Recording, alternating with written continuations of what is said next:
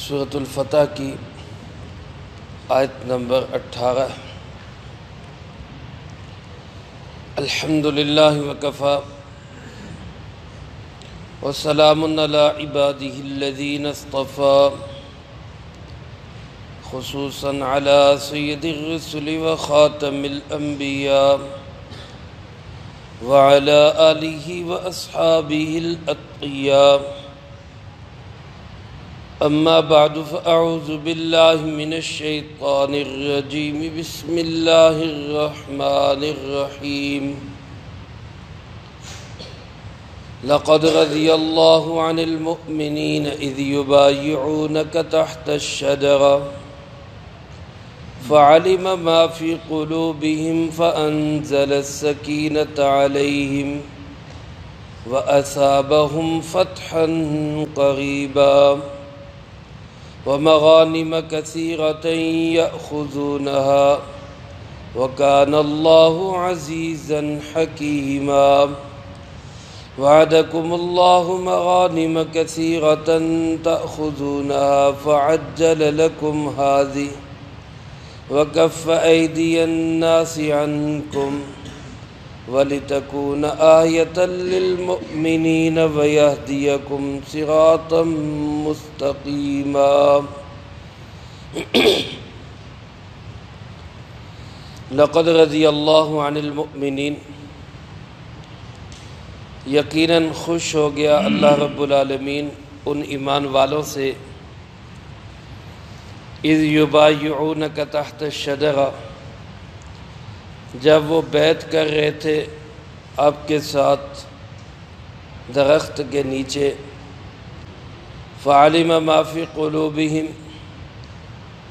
اور اس نے جان لیا جو کچھ ان کے دلوں میں ہے، فانزل السکینۃ علیہم، سو اتارا اس نے سکون کو ان کے دلوں پر، واصابہم فتحا قریبا، اور ان کو پہنچا دی قریب کی فتح، ومغانم کثیرۃ یأخذونہا، اور بہت سے غنیمت کے مال جن کو وہ حاصل کریں گے، وکان اللہ عزیزا حکیما، اور اللہ پاک غالب ہے، حکمتوں والا ہے۔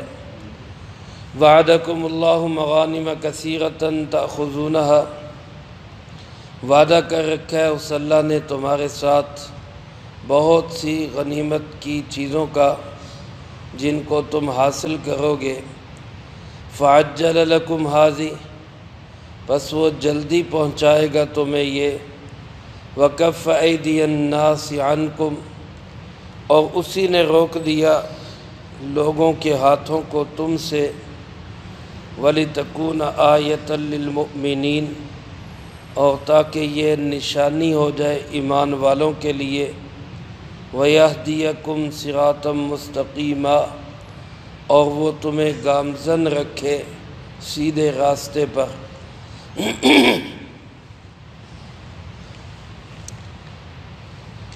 ان آیات مبارکہ میں اللہ رب العالمین نے اس مشہور بیعت کا ذکر کیا ہے جس کو بیعت رضوان کہا جاتا ہے۔ اسی صورت مبارکہ میں شروع میں بھی اس بیعت کا تذکرہ گزر چکا۔ حضرت سیدنا عثمان ابن عفان رضی اللہ تعالیٰ عنہ کو جناب نبی پاک صلی اللہ علیہ وسلم نے حدیبیہ کے مقام سے مکہ مکرمہ بھیجا، اپنی طرف سے سفیر بنا کر، مذاکرات کے لیے، بات چیت اور گفتگو کے لیے۔ جب حضرت عثمان رضی اللہ تعالیٰ عنہ مکہ مکرمہ میں پہنچے تو پیچھے یہ بات مشہور ہو گئی، افواہ پھیل گئی کہ حضرت عثمان رضی اللہ تعالیٰ عنہ کو شہید کر دیا گیا۔ رسول اللہ صلی اللہ علیہ وسلم کو اس کا بڑا دکھ اور افسوس ہوا، اور ہونا بھی چاہیے۔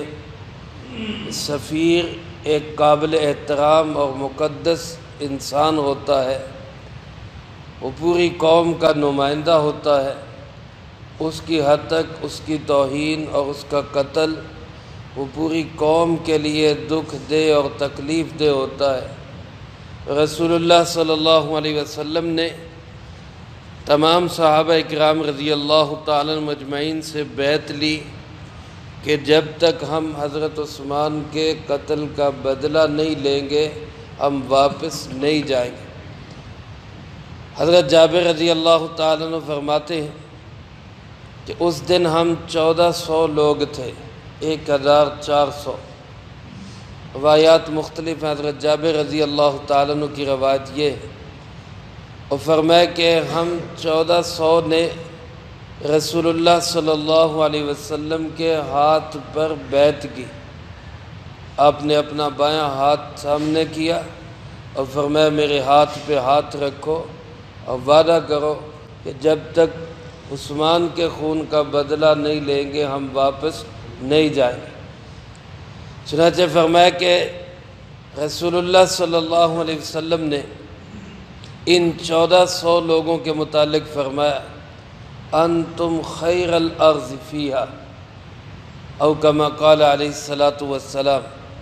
فرمایا اس وقت روئے زمین پہ جتنے انسان ہیں اے حدیبیہ والو تم ان سب میں سب سے بہترین انسان۔ صلح حدیبیہ میں جو لوگ شریک تھے ان کو رسول اللہ صلی اللہ علیہ وسلم نے پوری زمین میں سب سے بہترین انسان قرار دی۔ صحابہ اکرام رضی اللہ تعالیٰ مجمعین کے طبقات ہیں۔ فتح مکہ کے بعد ایمان لانے والے وہ فتح مکہ والوں جیسے نہیں ہیں۔ فتح مکہ پہ 10,000 لوگ تھے، ان میں یہ 1400 یہ سب سے بہترین ہیں۔ ان 1400 میں جو بدر میں شامل ہوئے 313 وہ ان سے بھی زیادہ بہترین انسان۔ تو بہرحال یہ جو 1400 صلح حدیبیہ میں شامل تھے، اللہ کے محبوب صلی اللہ علیہ وسلم نے ان کے متعلق فرمایا تم دنیا کے بہترین انسان۔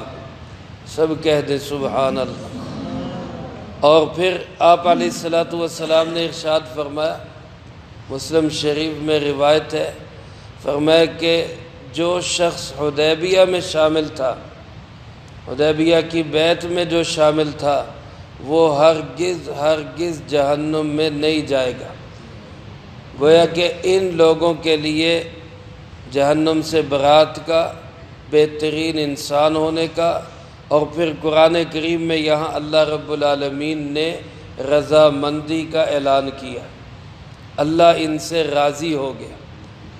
علماء نے لکھا حضرت عثمان رضی اللہ تعالیٰ عنہ چونکہ خود اس بیعت میں شامل نہیں تھے، وہ تو مکہ مکرمہ میں تھے اور ان کے لیے تو بیعت ہو رہی تھی۔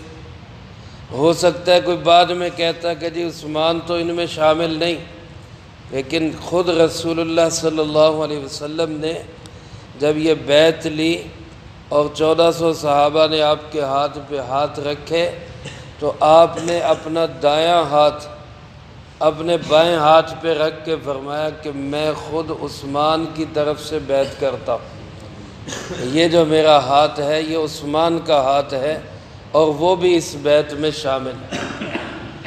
اور فرمایا کہ ایک شخص منافق تھا جو ان میں شامل تھا، لیکن اللہ کی شان جب بیعت کا موقع آیا اس کا اونٹ گم ہو گیا اور وہ اونٹ تلاش کرنے کے لیے چلا گیا، وہ بیعت سے محروم رہا۔ آپ نے فرمایا کہ تمام یہ لوگ جو میرے ہاتھ پہ بیعت کر رہے ہیں یہ جہنم سے بری ہے سوائے اس ایک سرخ اونٹ والے کے، وہ منافق ہے، اس کو آپ نے مستثنیٰ کر دیا چونکہ وہ وہاں موجود بھی نہیں تھا اور ویسے بھی وہ منافق تھا۔ تو بہرحال یہ جو لوگ جنہوں نے بیعت کی اللہ پاک نے ان کے متعلق فرمایا لقد رضی اللہ، یقیناً اللہ ان سے خوش ہو گیا۔ لام بھی تاکید کا ہے، قد بھی تاکید کا ہے، یعنی 2 دفعہ اللہ پاک نے بات کو پکا کر کے فرمایا کہ پکی بات ہے، اللہ ان سے راضی ہو گیا، اللہ خوش ہو گیا ان سے۔ اس رضیہ کے لفظ کی وجہ سے اس کو بیعت رضوان بھی کہتے ہیں۔ رضوان کا معنی راضی ہونا، یعنی ان بیعت کرنے والوں سے اللہ نے ہمیشہ کے لیے اپنی رضا کا اعلان کر دیا۔ اس بیعت کرنے والوں میں حضرت ابوبکر صدیق رضی اللہ تعالیٰ عنہ بھی شامل ہے، حضرت عمر فاروق بھی اس بیعت میں شامل ہے، حضرت عثمان کو رسول اللہ صلی اللہ علیہ وسلم نے خود شامل قرار دیا، حضرت علی کرم اللہ وجہہ بھی اس بیعت میں شامل۔ تو گویا خلفائے راشدین بالخصوص چاروں خلفاء سے اللہ نے اپنی رضا کا اعلان کر دیا۔ اس لیے بعد میں اگر کوئی شخص اٹھ کے وہ صحابہ کرام پہ یا ان خلفائے راشدین پہ بالخصوص اعتراض کرتا ہے تو اس کے اعتراض پاؤں کی ٹھوکر پہ رکھے جائیں گے، اللہ کے قرآن کو اور اللہ کی گواہی کو سینے سے لگایا جائے۔ صحابہ کرام رضی اللہ تعالیٰ مجمعین کے ان مقدس دلوں کو اللہ نے دیکھ لیا، پھر ہی اس نے رضامندی کا اعلان کیا۔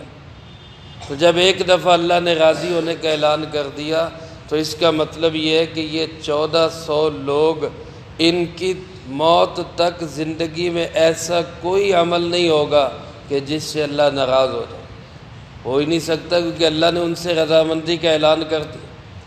تو فرمایا اللہ ان لوگوں سے خوش ہو گیا، راضی ہو گیا۔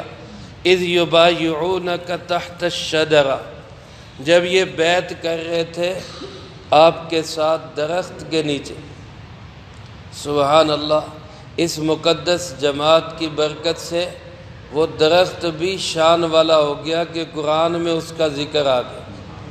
اس لیے کہتے ہیں نیکوں کی صحبت بھی بڑی اچھی چیز ہوتی ہے، ورنہ وہ صحرائی علاقہ، عرب کا علاقہ، وہ جنگلی بوٹیوں کا علاقہ اور ککروں کا علاقہ، اس میں سینکڑوں ہزاروں ککر کے درخت ہوں گے، اور وہیں کسی ایک ککر کے درخت کے نیچے آپ نے بیعت لی۔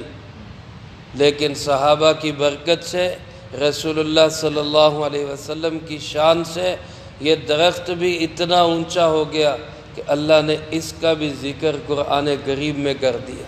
سبحان اللہ۔ فرمایا اس درخت کے نیچے آپ سے بیعت لے رہے تھے، آپ سے بیعت کر رہے تھے۔ فعلم ما فی قلوبہم، اور اللہ نے ان کے دلوں میں جھانک کے دیکھ لیا، دل بھی پاک ہے، اللہ کو معلوم ہو گیا۔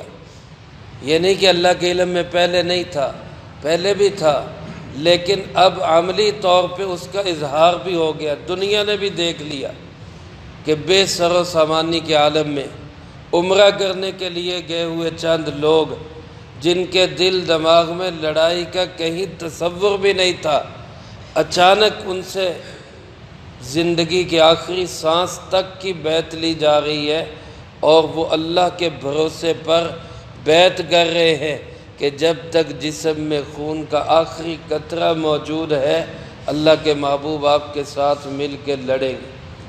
ان کا عمل بھی ظاہر ہو گیا، تو اللہ پاک نے ان کے اس عمل کی بنیاد پر، ان کے دل اور زبان کے ایک ہونے کی بنیاد پر ان سے اپنی رضامندی کا اعلان کر دیا۔ اور فرمایا پھر اللہ صرف راضی نہیں ہوا، آخرت کا انعام ہی نہیں ملا بلکہ دنیا میں بھی انعام ملا۔ دنیا میں انعام کیا ملا؟ ایک انعام تو یہ ملا کہ فَأَنزَلَ السَّكِينَةَ عَلَيْهِمْ، اللہ نے ان پر سکینہ اتار دیا۔ سکینہ کا معنی دل کا اطمینان، دل کی تسلی اور سکون۔ یہ بہت بڑی نعمت ہوتی ہے اللہ کی، ورنہ بندے کے پاس کروڑوں اربوں کی چیزیں ہوں، بہترین آرام دہ بیڈ روم ہو، ٹھنڈے گرم پانی کا سارا انتظام ہو، دل میں سکون نہ ہو تو اس راحتوں والے بیڈ پہ اور پھولوں کی سیج پہ بھی بندے کو نیند نہیں آتی، سکون نہیں ملتا۔ اور دل میں سکون ہو تو پھر بندہ صحرا میں اینٹ سر کے نیچے رکھ کے بھی لیٹا ہو تو اس کو بڑے اطمینان کے ساتھ، سکون کے ساتھ نیند بھی آ جاتی ہے، دل بھی مطمئن ہوتا ہے۔ اب یہ صحابہ کرام رضی اللہ تعالیٰ عنہ مجمعین جذبے تو ایسے کہ بغیر سر و سامان کے لڑنے کے لیے تیار ہیں، مرنے کے لیے تیار ہے، شہادت قبول ہے، اور دوسری طرف ساتھ ہی ایسی صلح ہو رہی ہے کہ بالکل دب کے کہ ہر بات کافروں کی مانی جا رہی۔ ایک طرف جذبات کا عالم یہ ہو اور دوسری طرف ایک دم بالکل دوسری سائیڈ پہ جا کے صلح کی جائے، تو ایسے حالات میں بڑے بڑے وفادار لوگ وہ اپنی وفاداریاں بدل لیتے کہ جناب آپ تو بات پہ نہیں ٹھہرتے، آپ کبھی کچھ کرتے ہیں کبھی کچھ کرتے ہیں، ابھی ہمیں لڑانے کے لیے تیار تھے اور ابھی آپ نے بالکل دب کے صلح کر لی۔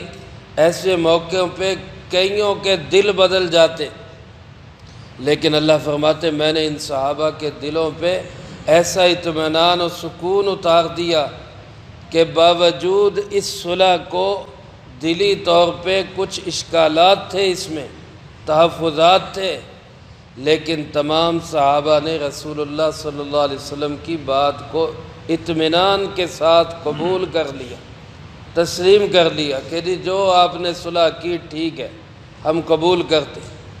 اللہ پاک فرماتے ہیں کہ ان کے دلوں میں سکون اتارنے والا کون تھا؟ اللہ تھا۔ اور پھر وَأَصَابَهُمْ فَتْحًا قَرِيبًا، اللہ نے ان کو مژدہ سنا دیا، پہنچا دی، گویا کہ مل ہی گئی ایک قریب کی فتح۔ اور علماء نے لکھا اس فتح قریب سے مراد خیبر کی فتح، کیونکہ رسول اللہ صلی اللہ علیہ وسلم حدیبیہ کے سفر سے ذوالحج 6 ہجری میں واپس آئے اور محرم 7 ہجری میں، یعنی ساتھ ہی آنے کے بعد روایات میں کہ آپ آ کے صرف 10 دن ٹھہرے، 10 دن آرام کیا اور پھر خیبر کی طرف چل دی۔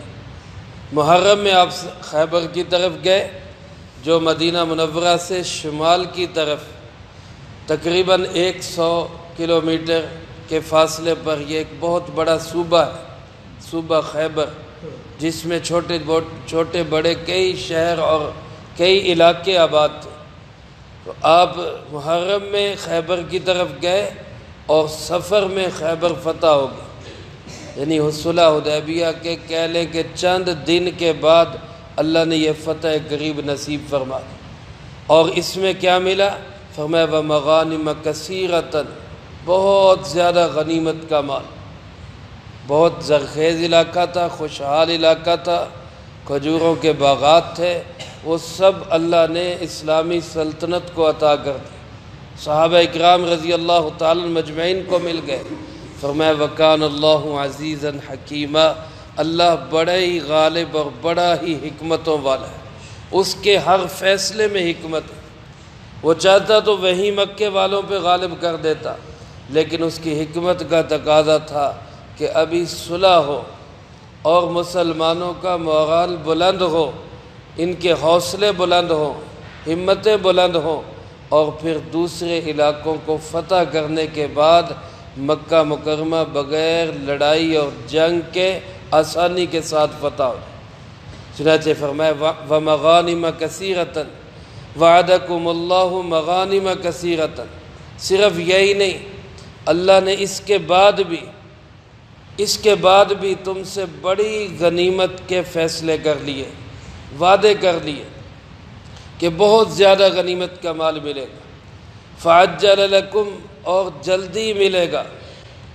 چنانچہ اس کے بعد فتوحات ہی ہوتی گئی، صحابہ اکرام رضی اللہ تعالی مجمعین علاقوں کے علاقے ہی فتح کرتے گئے، یہاں تک کہ پھر روم، کیسر، کسریٰ سب فتح ہو گئے، اور مسجد نبوی کے اندر مال غنیمت کے اتنے بڑے بڑے ڈھیر لگے ہوتے کہ ایک سائیڈ پہ کھڑا آدمی دوسری سائیڈ پہ نظر نہیں آتا تھا۔ سبحان اللہ کہہ دیں۔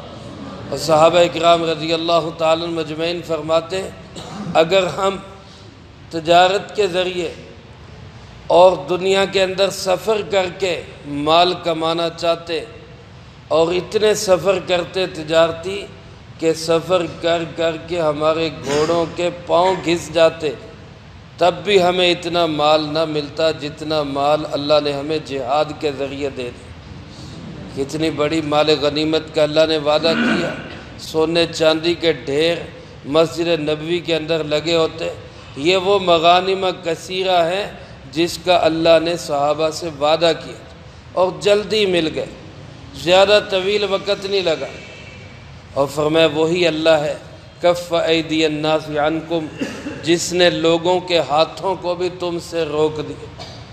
بڑے بڑے لوگ آئے مقابلے والے، لیکن اللہ نے ان کے دلوں میں ایسا رعب ڈالا کہ وہ صحابہ سے ٹکر لینے کے لیے تیار ہی نہیں۔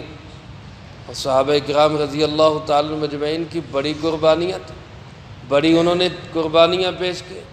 فارس کی ایک جنگ ایسی ہوئی جس میں 3 لاکھ لوگوں کا مقابلہ 10,000 سے تھا، اور اللہ کی شان کہ 10 کے 10,000 مسلمان شہید ہو گئے، پورا لشکر ہی شہید ہو گئے۔ پھر اس کے بعد دوبارہ لشکر بھیجا گیا، اور اس لشکر نے آ کے پھر ان لوگوں کو شکست دی، پھر اللہ نے ان کو فتح یاب کیا ایمان والوں کو۔ میرے محترم دوستو، یہ قربانیاں تھیں، یہ صحابہ کرام رضی اللہ تعالی مجمعین کا دین پہ مر مٹنے کے جذبات تھے۔ فرمایا کہ اس اللہ نے تم سے روکا۔ جب خیبر پہ حملے کے لیے گئے، قبیلہ غطفان کے لوگ خیبر والوں کی مدد کرنا چاہتے تھے، اور یہ بڑا جنگجو قبیلہ تھا، اور چلے بھی کہ ہم اپنے حلیفوں کی مدد کریں، جا کے مسلمانوں کے خلاف لڑے، لیکن راستے میں ہی ان کو یہ خطرہ پڑ گیا کہ کہیں ایسا نہ ہو کہ ہم ادھر ان کی مدد کو جائیں اور پیچھے مسلمان ہمارے علاقے پہ حملہ کر دیں۔ اللہ نے ان کے دلوں میں رعب ڈال دیا، اور وہ راستے سے ہی واپس اپنے علاقے میں آ گئے۔ تو صحابہ اکرام کی حفاظت کس نے کی؟ اللہ رب العالمین نے کی۔ اس نے لوگوں کے ہاتھوں کو تم سے روک دیا۔ اور یہ سارے مناظر قرآن کریم میں اللہ نے کیوں بتائے؟ اللہ پاک فرماتے وَلِتَكُونَ آیَةً لِلْمُؤْمِنِينَ، یہی بات ایمان والوں کے لیے نشانی بن جائے۔ آج ہمارے لیے یہ نشانی ہے اللہ نے کیسے صحابہ اکرام رضی اللہ تعالی مجمعین کی چھوٹی جماعت کو بڑی بڑی طاقتوں پر فتح نصیب فرمائے۔ وہ کس بنیاد پہ تھی؟ اسلحے کی بنیاد پہ نہیں، پیسے روپے کی بنیاد پہ نہیں، طاقت و قوت کی بنیاد پہ نہیں، بلکہ اللہ کے بھروسے، توکل، ایمان اور اعتماد کی بنیاد پہ۔ صحابہ اکرام رضی اللہ تعالی مجمعین کی قربانیاں تھیں، اس کی برکت سے یہ سب حاصل ہوا۔ اور اللہ پاک فرماتے وَيَهْدِيَكُمْ صِرَاطًا مُسْتَقِيمًا، یہ اللہ تمہاری مدد کیوں کر رہا ہے؟ تاکہ تم سیدھے راستے پہ گامزن رہو۔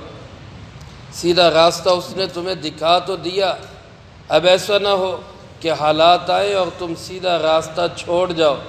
اللہ اس لیے تمہاری قربانیوں کی قدر کرتے ہوئے تمہاری مدد کرتا ہے تاکہ تم ہمیشہ سیدھے راستے پہ چلتے رہو۔ میرے محترم دوستو، آج ہم بھی چاہتے ہیں ہمارے ساتھ اللہ کی مدد و نصرت آئے، اللہ کی حمایت ہمارے ساتھ ہو، لیکن ہم چاہتے ہیں ہم گھروں میں بیٹھے رہیں، ہمیں کرنا کچھ نہ پڑے، ہم دین پہ اپنا مال جان خرچ نہ کریں، اللہ آپ پہ ہی ساری مدد کر۔ اللہ کر سکتا ہے، قادر مطلق ہے، بے بس نہیں ہے، لیکن اس کی عادت نہیں، سنت نہیں۔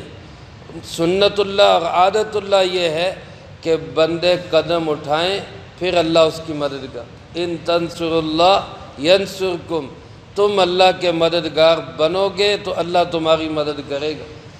اس لیے اگر آج ہم دین کے حمایتی، دین کے معاون، مددگار بنیں گے تو اللہ کی مدد ہمارے شامل حال ہوگی۔ اللہ پاک سے دعا ہے اللہ مجھے آپ کو سب کو اپنا تن من دھن سب کچھ اپنے دین پہ خرچ کرنے کی توفیق نصیب فرمائے۔ اللہم انت السلام ومنک السلام، تبارک ربنا وتعالیت یا ذا الجلال والاکرام۔ اللہم اعنا علی ذکرک وشکرک وحسن عبادتک۔ اللہم احسن عاقبتنا فی الامور کلہا واجرنا من خزی الدنیا وعذاب الآخرہ۔ اللہم باقیتا کباقیت الولید، اللہم استر عوراتنا وآمن روعاتنا۔ اللہم انا نجعلک فی نحورہم ونعوذ بک من شرورہم۔ اللہم اکفنا بحلالک عن حرامک واغننا بفضلک عمن سواک۔